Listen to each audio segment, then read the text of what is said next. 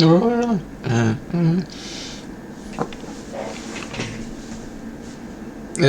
and welcome.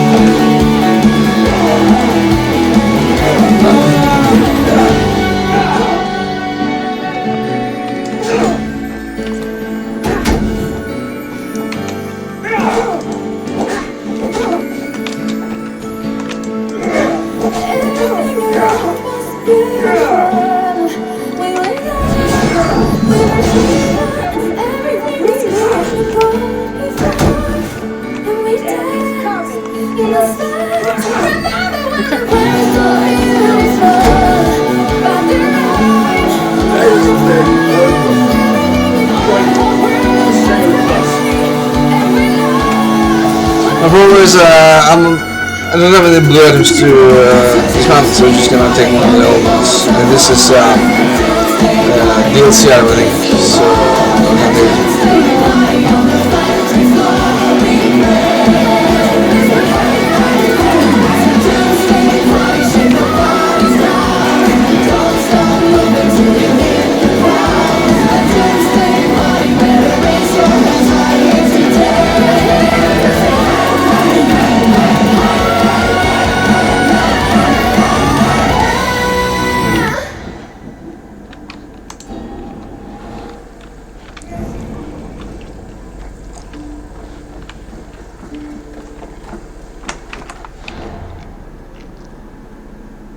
oh! Oh, nice. How was that? Die? Okay.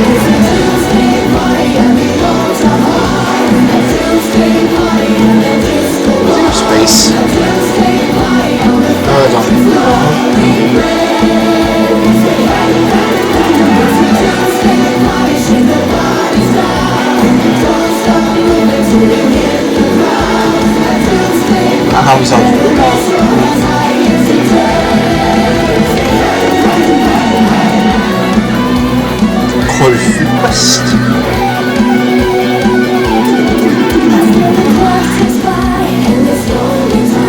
How is this?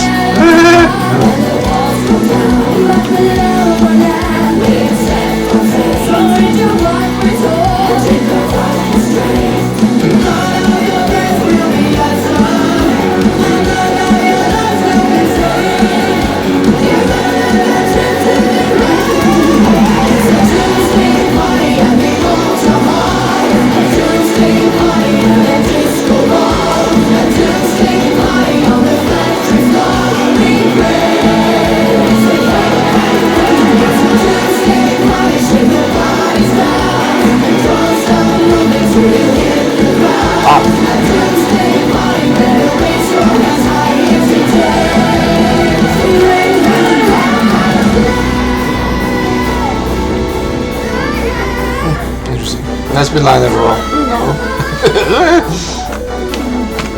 Nice. Get to the beach shop.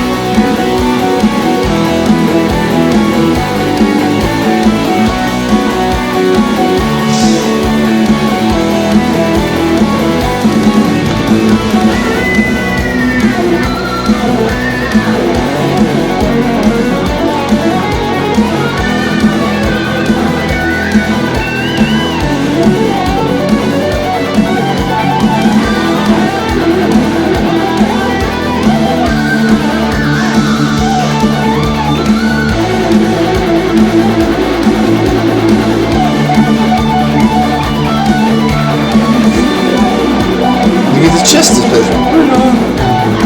I always go for this one. There it is.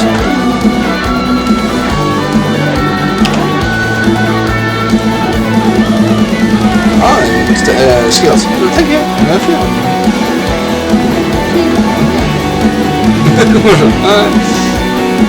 It's the psychosis people. That means like, I don't know. Oh, you were satisfied. Yeah, I got it.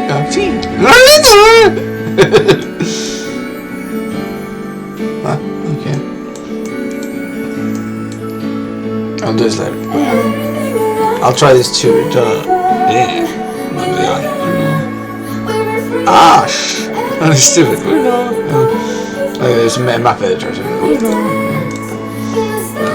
Clear det. Ja, så är det.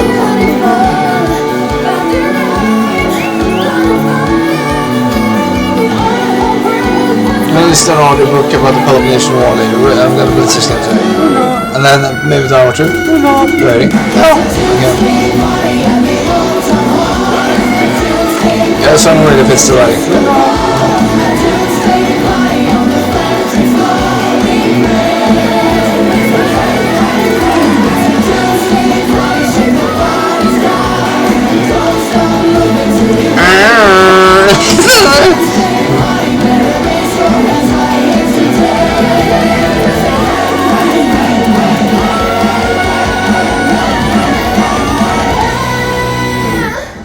This is the book now? Yeah.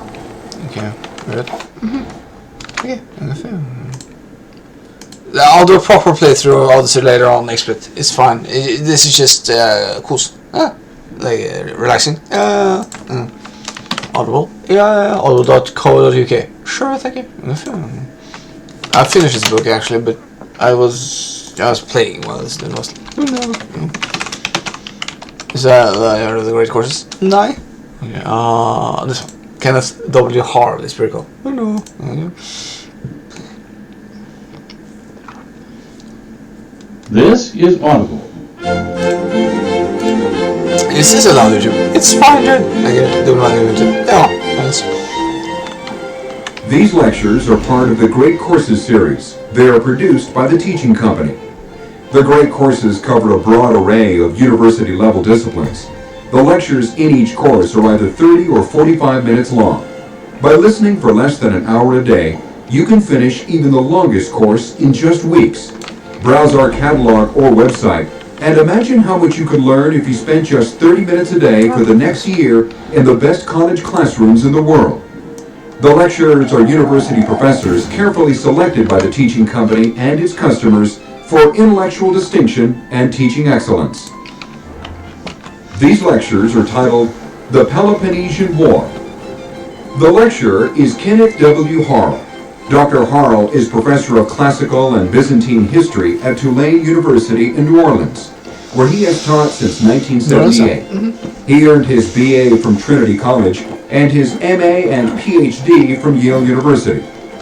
Professor Harl specializes in the Mediterranean civilizations of Greece, Rome, and Byzantium, and teaches courses in Greek, Roman, Byzantine, and Crusader history from freshman to graduate levels. A recognized scholar of coins in classical Anatolia, he takes Tulane students on excursions to Turkey or as assistants on excavations of Hellenistic and Roman sites in Turkey.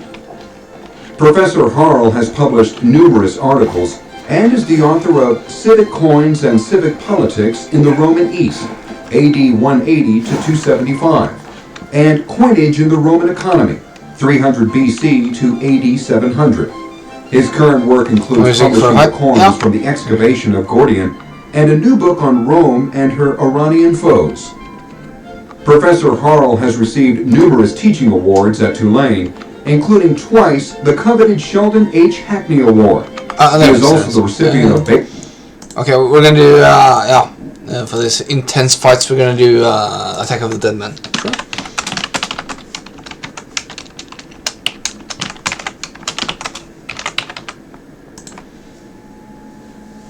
100 swords. Boss out. Is this loud enough? Yeah.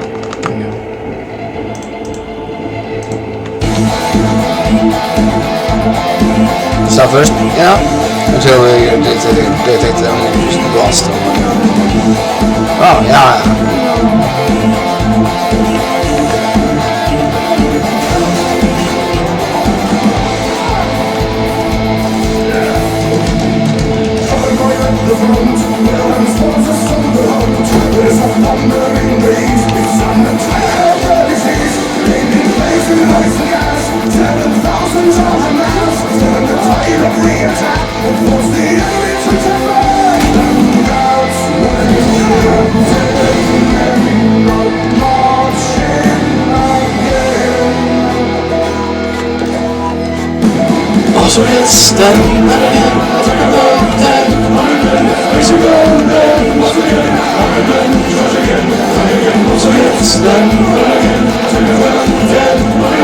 Thanks you as well.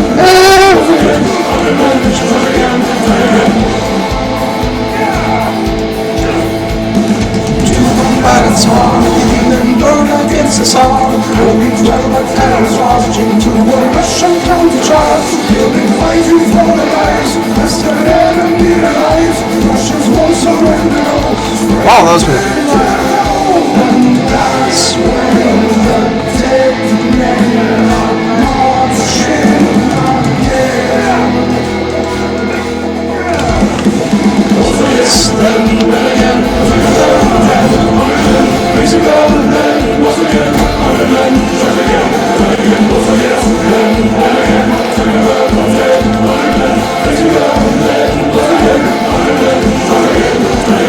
Oh, you can stop. Right. You fell down, I think. Oh, I know that the birds pushed up. No, there it is. I think it has to be. Let's push with it. I think it has. Just chatting, yeah. Twitch, in the Twitch chat, so that was good.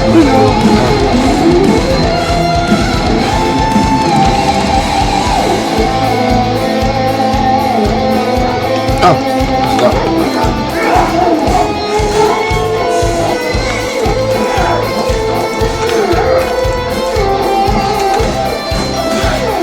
playing on normal. I played on hard, but there was a cap that was too hard to play on hard. The character that was on normal because the first playthrough was an 86, so it's fine. But I didn't get pretty far on hard.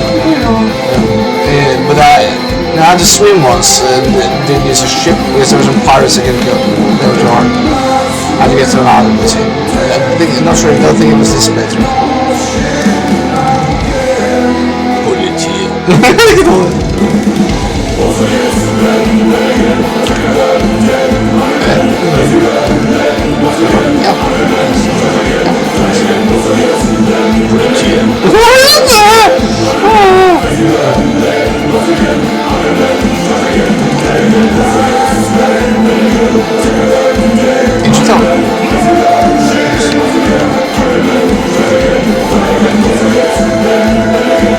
There's a song and then when we go, yeah.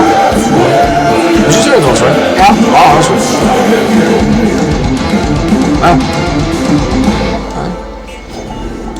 Oh, I forgot about that, I think. That's the wolf. You know. Yeah. Yeah, there we go.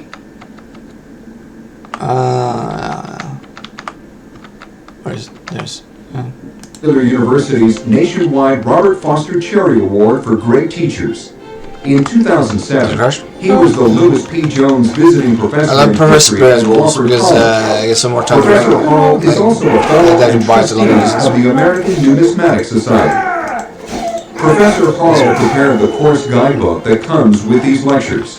The course guidebook includes a detailed outline of each lecture, a timeline, a glossary, biographical notes, maps, and a bibliography. I remember that. To get the most out of this course, you may find it useful to follow along with the outlines or review them before or after each lecture. No, I think it's blood actually. I'm not finding it. Lecture 1. Thucydides and the Peloponnesian War. Oh, no, this is ours. I think there's a circle. My name is Kenneth Harrell. I teach ancient and medieval history at Tulane University, and I shall be leading you through this course of 36 lectures dealing with the Peloponnesian War. The Peloponnesian War is a 27-year struggle that ranged from 431 BC, when the fighting actually took place. War had been declared earlier the year before, and lasts down to 404 BC, and it pitted the two great city-states of Sparta and Athens against each other. However, in the course of the fighting, it involved most of the Greek world, not only the immediate area of Greece we know today, centered on the Aegean, but also the Greek colonies in Sicily and southern Italy, notably the great city of Syracuse, as well as came to the attention of the great king of Persia, who ruled the last of the great Near Eastern empires that stretched from the Aegean to the Indus, and his governors, or satraps, That's it. as it's known Nice. in Persian, Where in is Western it? Asia Minor today, it is Turkey, intervened in the later stages of the war, of course, for in the interest of the great king of Persia, at that time, a man named Darius II.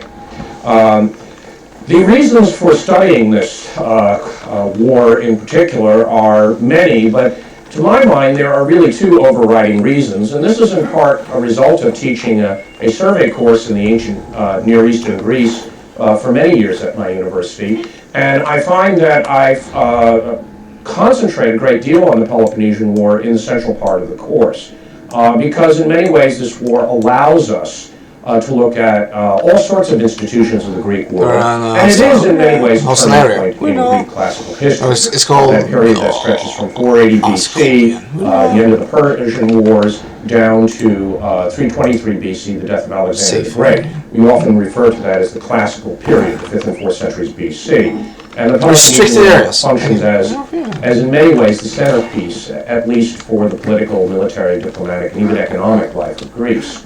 It's an extremely important war, and it's very well documented. And It's those very two easy points to spot together as compared indicate that this war to bowlers. allows us to look at polities, city-states, Athens, Sparta, the lesser allies of both belligerents, in detail.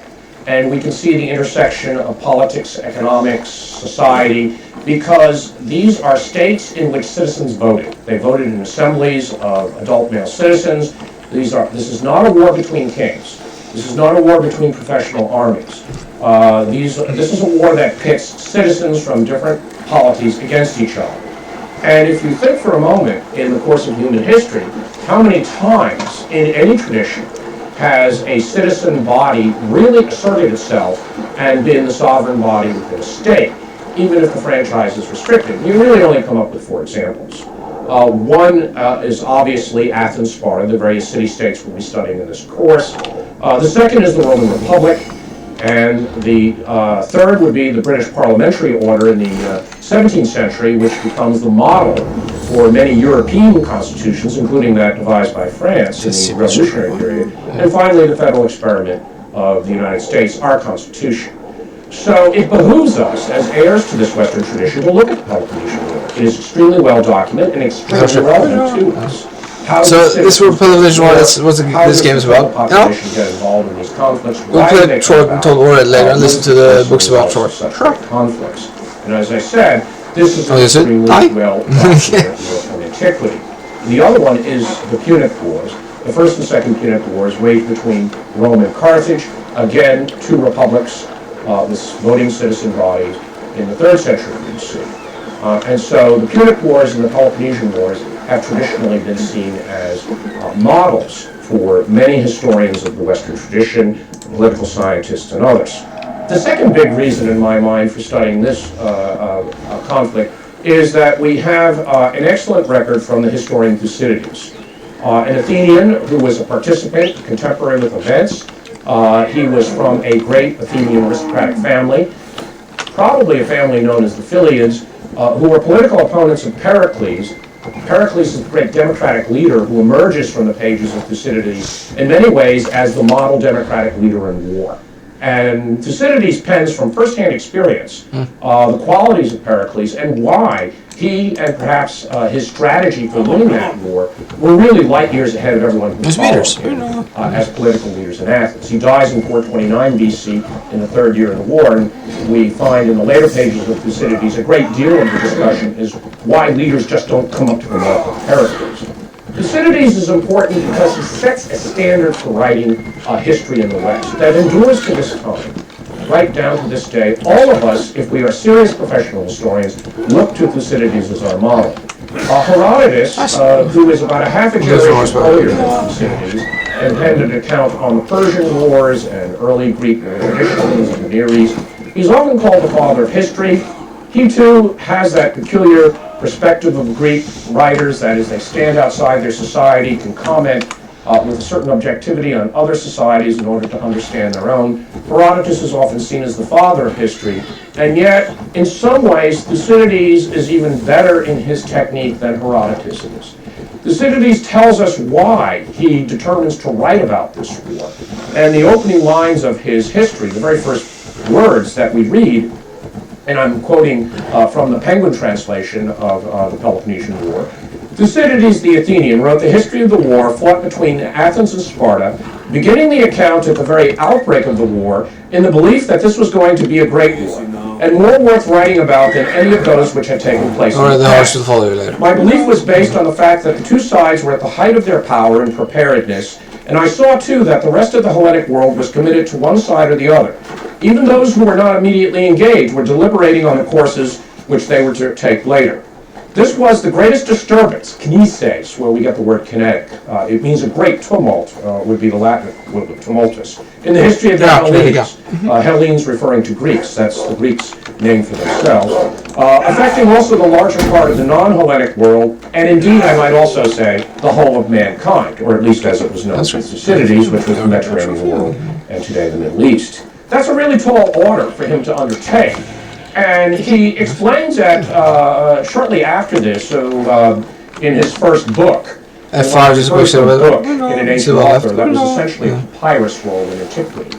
So when you buy a book today, a codex, which we use, and it has 8 books, you have to remember those would have been 8 papyrus rolls, rather cumbersome to use. He describes later in that first book, after making this opening statement, his method, the scrupulousness with which he checks facts. He also reproduces for us a number of speeches that were given either right before the war or during the war, and he assures us that he has checked these speeches very carefully, and he writes as follows. In this history I have made use of set speeches, some of which were delivered just before and others during the war. I found it difficult to remember the precise words used in the speeches which I listened to myself, and my various informants have experienced the same difficulty. So my method has been, while keeping as closely as possible to the general sense of the words that were actually used, to make the speaker say what, in my opinion, was called for by each situation. That's a telling revelation. Most of his information is coming from eyewitness accounts, that is, oral reports. We are informed at various points in the history that he consulted documentary sources, decrees of the Athenian people, often erected on stone inscriptions, other types of records, and when we can check his facts, he holds up very well. In the case of the speeches, and this is a question that has bedeviled scholars, there's a certain amount of interpretation when Thucydides gives these speeches. And some of them have been questioned and thought to be whole cloth, he just invents them as he needs them. In other instances, historians and scholars take the position, well, the speeches are interpretive, they're to complement the narrative, and I tend to fall more on that side of the question. Although no one would regard these as verbatim reports, the way one would quote a source in a modern scholarly work where it's precise words. Nonetheless, the speeches and the narrative both give us a fair degree of confidence that the facts are accurate. Where Thucydides can be questioned on is interpretation. And he wrote this account of the war, the Peloponnesian War, with the following thesis. And he makes a very clear distinction between the real causes for the war, the aitия, and the excuses or the alleged reasons for the war. The Greek word is usually summed up by prophasis. And he says, but the real reason for the war is, in my opinion, most likely to be disguised by such an argument. He's talking about all these facile arguments that explain the war. What made the war inevitable was the growth of Athenian power and the fear which it caused in Sparta. As for the reasons for the breaking of the truce and declaring war, which were openly expressed by each side, they are as follows, and the history comes forth. He has grand pieces in mind that Athenian power drove the Spartan war. He's scrupulous in his facts. He tries to support the narrative with various speeches to give insights on what the participants themselves felt. And what is significant in the first 4 books of the histories, Thucydides himself was in Athens and was an in Athens. He was elected general. There are 10 generals elected each year in Athens. They command forces on land and sea, the citizen levies. He was actually exiled for military incompetence in 424 BC, and in a grand Greek tradition, in fact, perhaps in a grand historical tradition, he did what most historians did. He wrote about what he didn't do particularly well. You get exiled for military incompetence, you write a military history. Most of us can also claim kinship with Thucydides on that. Historians tend to write on what they don't do particularly well. In any case, The first 4 books were dealing with events which he had seen in Athens. He has very good knowledge of them. He has firsthand experience with many of the political figures in that narrative. Starting in book 5, when he begins to narrate the later stages of the war, he was in exile, and there he has information from the other side, the Spartans, the other belligerents, the Peloponnesians. He has information from Sicily that is remarkably good. And above all, he gets a significant amount of information from the fellow Athenian exile, Alcibiades, perhaps the most outrageous of the political figures in Athens, often said by the biographer Plutarch, they love him, they hate him, they can't live without him. Alcibiades provides information on the coup of 411 BC, the intricate workings at the Persian governor's court, events going on. And Alcibiades tends to put himself as the center of attention in everything, and even the... let's see.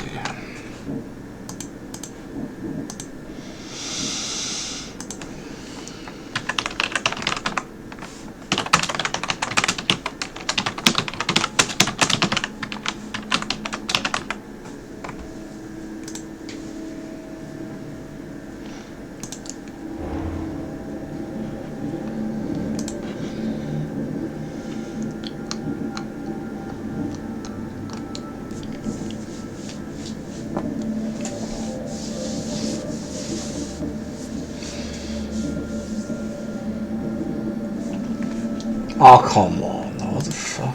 There we go.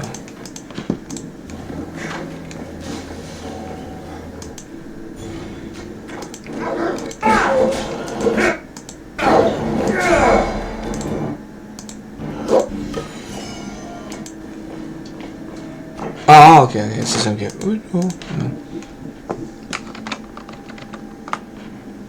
Thucydides, who understands Alcibiades. They're both fellow aristocrats, exiled by an ungrateful democratic assembly. Nonetheless, Thucydides tries to mediate some of what he's being told by Alcibiades.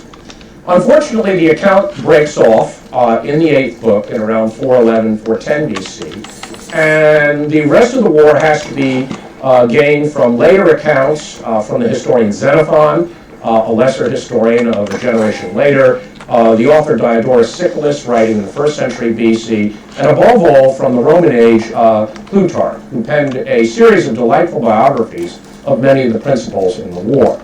They're not up to the same standard of Thucydides, but nonetheless we have still a very good record. Thucydides, therefore, is one of the reasons for studying the war, as well as the importance and implications of the war itself.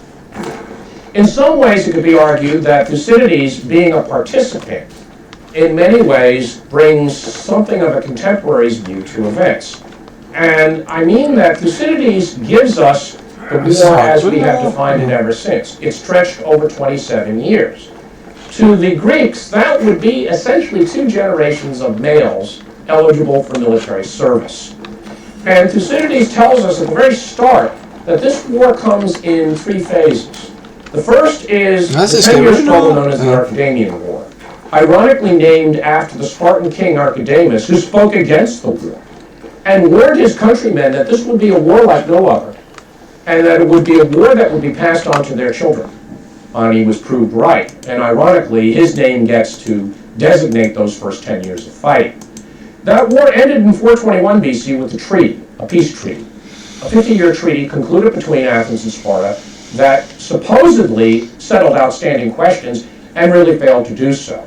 And Thucydides, who was in Sparta at the time, in my opinion, and saw the swearing of the oaths to that treaty, knew from the start it was flawed. The treaty broke down within the first year. It was not accepted by the various participants, the allied participants of Sparta, that is the members of the Peloponnesian League. And Thucydides tells us that for the next 7 years, from 421 to 414 BC, the peace was only a peace in name. And that Athens and Sparta were maneuvering to renew the struggle, often fighting through proxies, and this is the period when Alcibiades comes into prominence, and a new generation of Athenians and Spartans are confronted with the renewal of the war. The final phase is the last 10 years, known as the Ionian or the Decalaean War. Ionia refers to the western shores of Turkey today, which was settled by various Greeks known as Ionians. That is, it was a naval war fought in the Aegean. Dekelea refers to a fortress in Attica, that is the district of Athens, which the Spartans fortified and used as a base for besieging Athens in the last 10 years. So either term is used for that third phase. And that war lasts from 414 to 404 BC, and unfortunately Thucydides' account does not finish. We know he lived till the end of the war. In Book 5 particularly, he tells us he saw Athens defeated, and he saw the Athenians march out and tear down their wall to the sound of flutes and under the stern gaze of Spartan soldiers. So he did live until 404 BC or later. It's just he never got to complete his history. And so he has this perspective of this great struggle of 27 years. In some ways, one could argue that's a bit artificial. It's Thucydides writing about contemporary history, what he himself saw. And one could argue that the Peloponnesian War, as conceived by Thucydides, is really part of a series of struggles between Athens and Sparta that start in 461 or 460 BC and go down to 375 BC, in which Athens and Sparta clash repeatedly for the hegemony of Greece. The term in Greek, hegemon, means a leader, that is a leading city-state bound by a series of alliances to lesser states that essentially directs the destinies, the political destinies of the Greek world. And in effect, Athens and Sparta struggle for a mastery of Greece, which some historians and political scientists have often compared to the struggle for the mastery of Europe from 1870 to 1945. That would be inspired by that really fine work by A.G.P. Taylor, The Struggle for the Mastery of Europe, in which he looks at especially the period from the Franco-Prussian War through the First World War and beyond. So in that sense, Thucydides' history is a piece of contemporary history. Nonetheless, it stands up very well. We get information about the Athenians and Spartans that are invaluable for understanding this whole period, including the period after Thucydides' death. Furthermore, this vision of the war and the struggle between Athens and Sparta has been transmitted to later authors in the West and has been studied with considerable interest by scholars and popular writers, by people today who are involved in mass media and political policy, certainly officers in the American military academies, both at Annapolis and West Point. Thucydides is one of the staples, and that is, there's a good reason for that. And I trace it back to the 19th century, when a Victorian MP, that is a member of Parliament and gentleman, and a lawyer by the name of George Grote wrote his 8-volume work on the history of Greece that appeared in 1856 and is entitled The History of Greece from the Earliest Period to the Close of the Generation Contemporary with Alexander the Great. It's a long-winded title. It's reappeared in 1874 after his death in an expanded version, and it's extremely well written. In fact, Grote was a master of English prose and a product of the English public school system in which Thucydides as well as classical authors were studied. And his knowledge of the ancient text is excellent, probably better than most modern scholars, because, myself included, because they were trained in their Latin and Greek for a very young age. Now, what he doesn't have is modern archaeology, the study of coins and inscriptions, documentary sources. But he wrote a very intelligent account, and he, just as Thucydides in a way, was influenced by contemporary events in his interpretation. Grote sets out our vision of the Peloponnesian War, essentially, which is persisted down to today. And one of the aspects of this course, and this course is divided in two halves. The first is what caused the Peloponnesian War. The second is the Peloponnesian War and its results. One of the aspects of this course is to deal with whether that vision is accurate or not. And this involves my own research in reassessing Spartan society and economy, and I bring to bear, of course, some of my own opinions about Sparta and the nature of the war, which will be at odds with what is often read in the contemporary literature, and that is a warning that, and this is again my view, may not necessarily be the correct view all the time, if there is a correct view all the time. In the case of George Grote, he wrote in the aftermath of the great struggle between Great Britain and revolutionary and Napoleonic France. And he set the tone that Athens was essentially the predecessor of Great Britain. that Athens was a society based on trade and seaborne commerce. That it was a society that was based on merit and democratic principles. That one was promoted by abilities, not necessarily by birth. The connection with naval power is something that the British understand instinctively. Athens was a naval power, Sparta was a land power. Sparta is a more conservative society. Although, if you think of revolutionary France, it's not true, and Grote was probably thinking more of Napoleon's imperial structures after 1805. Nonetheless, this vision of a conflict between a great land power and a naval power, in which the naval power, to put it bluntly, were the good guys, is an image that is passed down. If you miss time prior, you it's become an image that has resulted in a increasingly negative and in some cases hostile view of Spartans, who today are very often cavalierly dismissed as caricatures of the people I think they really were. And as I noted not too long ago in this lecture, that is one issue that I would like to at least address or correct to some extent in giving these lectures. In the early 20th century, this image of a naval versus a land power was revived by remarkable wide-ranging historian Arnold Toynbee, who wrote a study of history and numerous other works. He was trained as a classicist. And again, in his vision, it's the First World War. The naval power against the Germany of Kaiser Wilhelm. And Sparta suffers in that comparison. Sparta goes from being conservative to aggressive, less than imaginative, a society that's locked in tradition. And this image persists. It's especially revived in the debate over the reasons for the outbreak of the Peloponnesian War that occurred during the period of the Cold War, from 1945 to 1991. Thucydides and the outbreak of the Peloponnesian War, rather than the war itself, was studied with great interest by scholars, political scientists, policymakers, because it offered a possible model of what happens when great powers based on electorates can stumble into a major war that, by everyone's account, ended up being far more glorious and longer than anyone had imagined back in 431 BC. First axiom of any war is no plan survives first contact with the enemy. Second axiom is you never win the war you start out fight. It evolves into something else. And in this case, Donald Kagan, who is the distinguished professor of Greek history at Yale University, in 1969 published a very important work, a seminal work called The Outbreak of the Peloponnesian War. And he argued, taking issue with Thucydides, that the war was inevitable, that Spartan fear drove this war inevitably. Instead, he argued that the Spartans were unable to control their allies, that principally their ally Corinth brought on the war, and he had plenty of evidence from Thucydides' account to support this.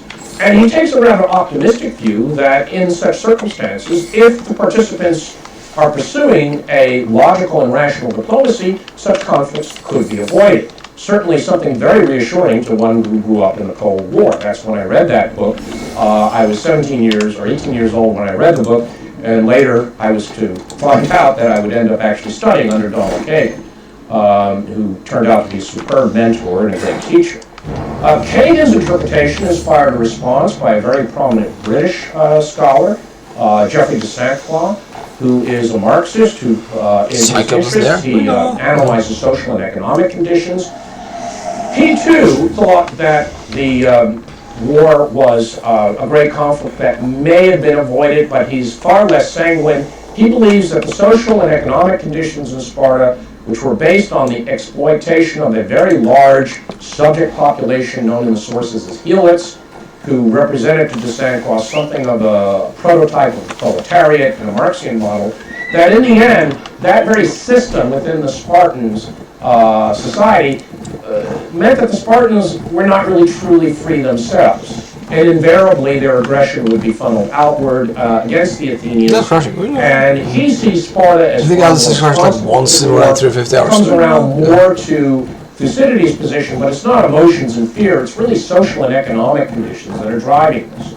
And de Saint-Croix is the heir of a whole set of scholarly debates and articles in which Spartan society is seen as the quintessential exploiting society. That it's and Sparta suffers very much. And one thing that Kagan and de Saint-Croix agree upon, even though they assign different responsibilities to the war or how inevitable it was, is that Sparta is a conservative, regressive, oppressive society. The Spartans lacked the Keep imagination them for of the transformation. Athenians, and they're really somewhat Like they at a changed loss the to look of it. explain I think the fact that the Spartans won the war. And most of their writing after dealing with the outbreak of the Peloponnesian War is trying to explain how did Athens lose the war rather than how did Sparta win the war. And I think in this course we'll try to answer both of those questions. And that question of why the Spartans won the war is something that scholars very often don't think much about. It's there. And nonetheless, you have to realize that this land power, Sparta, managed to launch a fleet and defeat the Athenians in their own element. And in that sense, Sparta stands up very well as a military power, and stands up as well as the Roman Republic, which did the same thing to Carthage in the Punic War. That is, in both of those great conflicts of antiquity, it was the land power, the supposedly more conservative, the less progressive, the economically more conservative, that in the end launched the fleets that won these great conflicts, and forever after transformed their societies. And that's what we'll be addressing. So that doesn't come through in this interpretation. The most recent work on the issue, and it was only published not that long ago in 2005, is A War Like No Other, and it's been penned by Victor Hansen, who has written a very fine work on Greek combat warfare and what it was like to experience Greek combat. And he's got a set of important, scholarly articles behind it. But this book, A War Like No Other, is aimed for a general audience, particularly people who are involved in making policy, for those who would be framing strategy in the military schools, for newspaper reporters, for people who want sound bites in order to justify a position by getting a historical sound bite. Hansen is also concerned about how this war might tell us something about the current struggle with fundamentalist Islam, the issues of the civil war in Lebanon, the whole breakdown of structures in the Middle East. And he strives to present a position that the Peloponnesian War is a guide, a potential guide to what happens. And in his analysis, Sparta really suffers. Sparta ends up becoming almost a caricature. It is a regressive society. It is not even Western, quote unquote, as he defines it. That is in the great tradition of Western civilization. It becomes, in effect, almost an alien society. And the Spartans come off the worst of all interpretations in Hansen's work. And I think that does an injustice to the Spartans, because the Spartans more than adapted to the conditions of the war. And there's 2 points that Hansen tends to forget in this, and that is Sparta is more than just the single city-state that is studied as a regressive society. She stood at the head of a great group that bound together much of southern and central and northern Greece. And its axis is the Great Gulf of Corinth, which bisects the Greek world. There's a small isthmus called the Isthmus of Corinth. The Peloponnesus in the south, where Sparta is located, with the central Greece. That axis, that economic, political axis, religious axis, is controlled by Sparta and League, and the Aegean world, that is the sea regions of the islands, the shores of Asia Minor, that was Athens' domain. And Sparta was therefore much more than just the city-state, and that tends to be forgotten in many of these accounts, particularly in Hansen's account. The second obvious point about this with the Spartans is they won the war. And they were able to adapt these supposedly conservative institutions and overcome the Athenians, whatever the Athenian mistakes were. And that is a point that is necessary to consider, because when you really look at the war and you study all of its ramifications, what comes out is that Athens and Sparta were far more alike than unlike. And that modern interpretations, to understand our own dilemmas, have drawn a dichotomy between Sparta and Athens, which is often too overdrawn. Athenians and Spartans were Greeks. They lived in the city-state, the way the Greeks define themselves. They worshipped the same gods. When they swore oaths at treaties, they intended to keep those oaths. There were religious justifications and traditions that bound them all together. They fought with a type of fighting we call hoplite warfare. They shared in that. Even in naval warfare, there are variations on the same. So you're pitting two city-states that are different by degree, rather than opposing economic, political, ideological systems.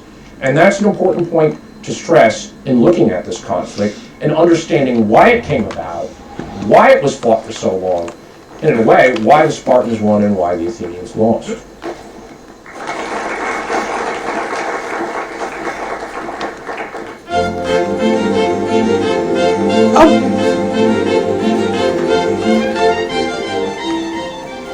Lecture 2, The Greek Way of War.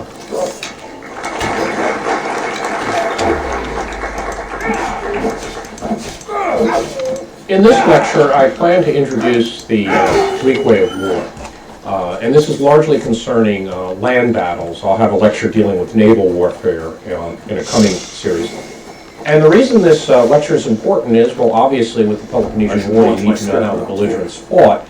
And I plan 3 major points in this lecture. The first is, how did Greek soldiers fight? And this is largely infantry combat. It depended on heavy infantry known as hoplites. The second point that comes out of this is this unusual type of fighting. And certainly to the peoples of the ancient Near East, such as the kings of Persia and their predecessors, the pharaohs of Egypt, the kings of Assyria, would have found this style of Greek warfare rather peculiar, because it had major political and social implications. And so the second point about this lecture is how this type of warfare was so closely tied to the Greek city-state, the polis, or in the plural, the polis, which is the fundamental building block of all Greek political institutions. And then the third point is, how did the Peloponnesian War characterize this type of fighting and at the same time see major changes and innovations? And that is an extremely important point, because the type of fighting that went on between 431 and 404 BC was not characteristic of the traditional clashes among city-states. These were 2 major belligerents with great alliance structures behind them and resources that had ended up in a war of attrition that really changed forever the style of fighting in the Greek world. So let's go to our first point, which is how did the Greeks arm themselves? How did they go into combat? Who are these hoplites? Well, the hoplite refers to, or in Greek, base, refers to a heavily armed warrior, and the principal defensive measure was a shield.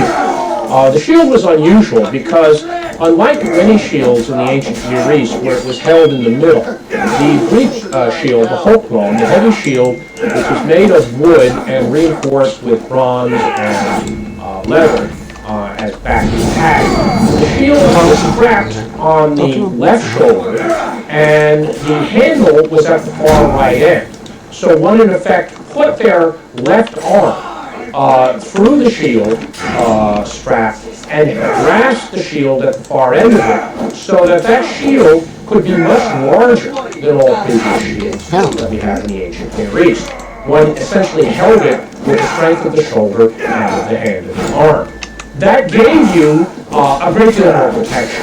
And the classic hoplite shield may have been about 4 feet in diameter, and it extended on your left side far out and offered protection to the man standing next to you. The hoplite was also protected with a breast and back plate. He had greaves, which extended from his ankles up to his knees, and he wore a helmet, and many of these helmets really encased the head. There were only little slits for the eyes. You're pretty much impaired in your vision in combat, and this full panoply, meaning the full armor, has come down to us in excavations. There's a panoply that was uncovered dating from around the early end of the 8th century BC, about 725 BC from Argos, and it is consistently depicted on Greek vase painting. The earliest Greek vase that shows hoplite combat is a Corinthian vase known as the Chidi vase. It comes out of an Etruscan tomb from about 680 BC. And there you see armed warriors standing shoulder to shoulder with a distinct hoplite shield, because one side is shown carrying the shield, as I mentioned, with the strap and the handle, and fighting at distance with a 8-foot spear. And the primary attack weapon was a spear. Not the sword, not the dagger. Those were weapons that were only used in the final analysis when the battle had gone on for far longer than anyone expected. These spears were broken. You pull out your swords and you start fighting at close quarters. And that was generally unusual, at least in the early hoplite clashes among Greek citizen armies. When we talk about the Persian Wars and the final stand of the Spartans in Thermopylae, we're told by Herodotus that the fighting was so vicious and so lengthy that the Spartans in the end were killing the Persians with their swords, which is very unusual for Greeks to be doing. Now, this type of armament evolved out of techniques devised in the ancient Near East.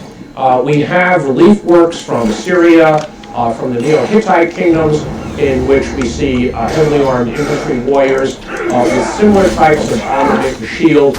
But apparently the shields didn't have the same grips and handles that the Greek shield did. That apparently was the invention that Hoplon was gave rise to the hoplite. The second important point about this type of fighting, and again with its Near Eastern prototypes, is that it didn't make sense at all for an individual warrior. In fact, if you look at a hoplite warrior alone on the battlefield, Viking lawyers. he was carrying on somewhere between 40 and 50 pounds of That's pretty armor, cool. walking around with an 8-foot spear.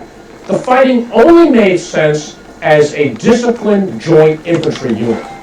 That is, men standing shoulder to shoulder with their shields overlapping, locked as sometimes it's said in the Greek text, with their spears held overhand, pointing out, just as the vase paintings depict it, and organized in ranks 8, 10, sometimes as much as 16 deep, or in an instance in the 4th century BC, the Thebans massed on their right wing hoplites 50 men deep. We sometimes call that affectionately the Boeotian steamroller. And the whole point of this battle line was to move in close step, in close formation, and clash with the opposing line, which was similarly armed. And when the two lines came into contact with each other, they would hack away at each other for some time, and one of two outcomes was typical. Either someone landed a lucky shot, usually in the neck or the head, killed the opposing hoplite on the other side, and when that happened, that man went down and exposed part of the line to attack where he wasn't defended by the shield. And so you broke into that line, started hacking your way in, and either the enemy closed up ranks, that is, reformed, or when they realized that the line was broken, they threw their shields away and took off. The shield was pointed. The first thing you do is toss the shield, because it's of no help to you if the line breaks and you're in danger. And when that happened in a battle, afterwards, the victors in such a battle would raise what is known as a trophy, a tropaia, from the Greek word trepo, which means to turn. It's the point where the enemy turned and fled. And so what a trophy originally was a war memorial indicating where the enemy hoplite line had broken and fled. So what happens in these battles is either there's a stalemate, the two sides go at it, they keep their dressing, they don't break up, and they back off, or one side breaks. And then when it does, that's when the killing really starts. Because once they turn their backs, the other side pursues them and cuts them down. And the losses are this enormous disparity. We have accounts where victors lose maybe a dozen. The opposing side loses 200. Those are not jumbled figures. That's an accurate reflection of what happens in a hoplite battle. Well, this type of warfare, which came to characterize the Greek world at the end of the 8th century BC, down through the 5th and even into the 4th century BC, this type of warfare evolved in the peculiar political institution I mentioned, that is the Greek polis. This? Yeah. You do look rich. How humble. Wealth is dangerous in Kefalonia. Oh no. Oh god, this chat. Oh no.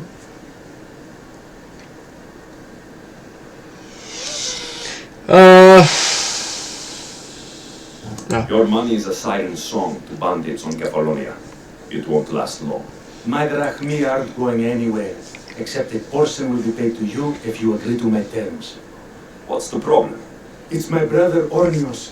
He's been captured by bandits. We were attacked when our ship landed. They must have smelled our wealth from across the water. I managed to escape, but he's stuck in a cage on a dock like a beast. And you want me to rescue you? Bring him to me with not a hair on his head disturbed, and I'll pay you well. No, there's I'll do it. Where is it? Yeah. I'll rescue your brother for a price. We'll do a completion Yes, of course. Drachmi is the only language you Kefalonians understand. I'm not Kefalonian. I guess you're interesting. Oh no. We're gonna do it with music. Yeah. This one? Sure. They could be interesting. Oh no. And there could be some fighting. I don't think they're like that. I don't think they're like respond for this.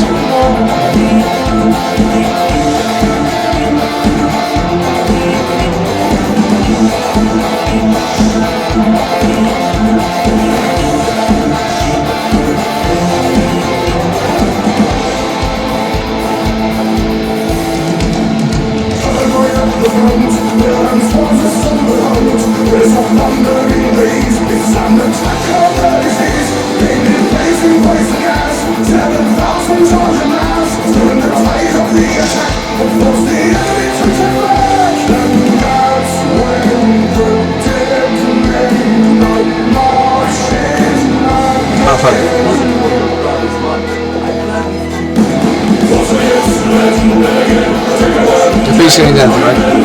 Ja. Anything organic? Ja. Det är gott. Ja.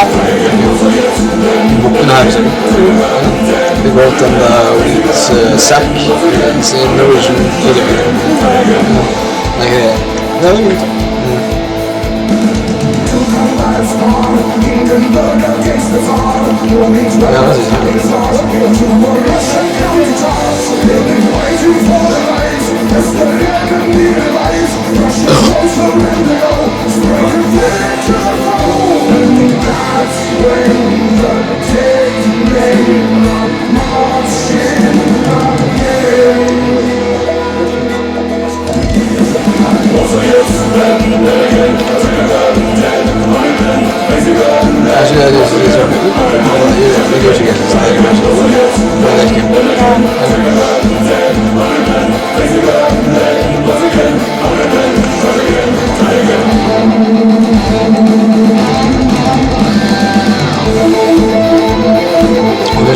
Ja.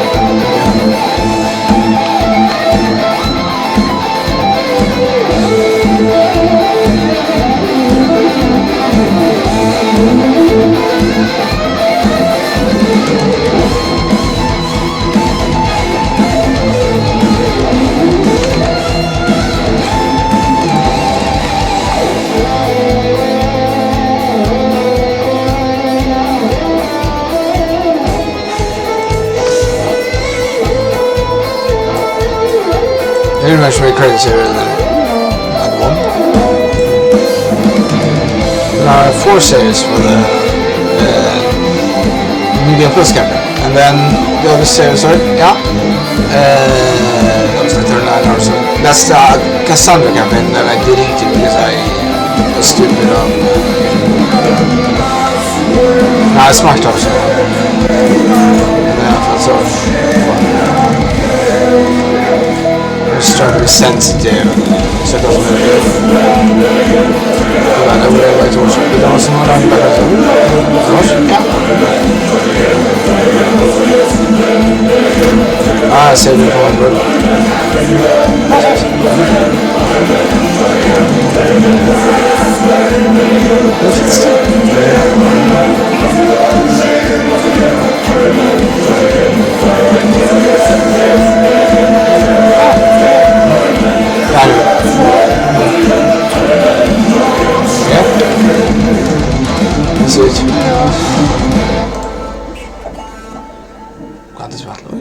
What's this? Yeah.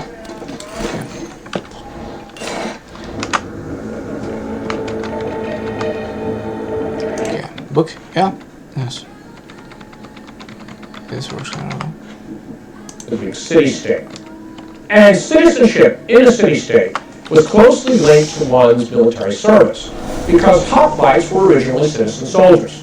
They were men of the property class who had the heavy arms, and as part of their obligation to their city, they armed themselves appropriately, drilled with their fellow citizens, and defended the state. And political rights, as we understand them, especially in a Jeffersonian sense, really didn't exist. What existed between the city-state and its citizens were obligations. There were legal privileges, the right to vote in the assembly, the right to sit on juries, perhaps to hold high office if you had sufficient property, but in turn, you were expected to serve and defend the state. And as a result, hoplite warfare was an extremely important way of expanding the franchise, because many men who had the property and could serve as the heavy infantry could not be kept from voting afterwards. We'll get into that in a moment.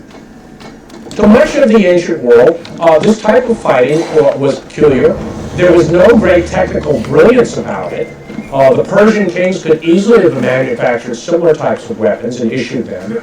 But the type of fighting required a drill and a discipline, a sense of arete, virtue, courage, which could only be inculcated in a big city-state. Oh, those questions. What made men line up and fight in that was the fact of fellow citizens. They stood next to Oh, their no, no. relatives Yeah, and their I neighbors. know. Okay. The men in the back line, especially the back two line, were virtually pressing on the backs on the men in the front line. Everyone served in the hoplite line, and there were ways of drawing it up to make sure that it would be very effective. In 424 BC, the Thebans in central Greece were matched up against the Athenians at the Battle of Delium, and the front line were the most experienced men, and the back line were the veterans. The old Yeah, we're gonna take a break. It's 1 hour long, this video. We know. More than 1 hour now. We know. Okay. Okay, we'll take a break. So.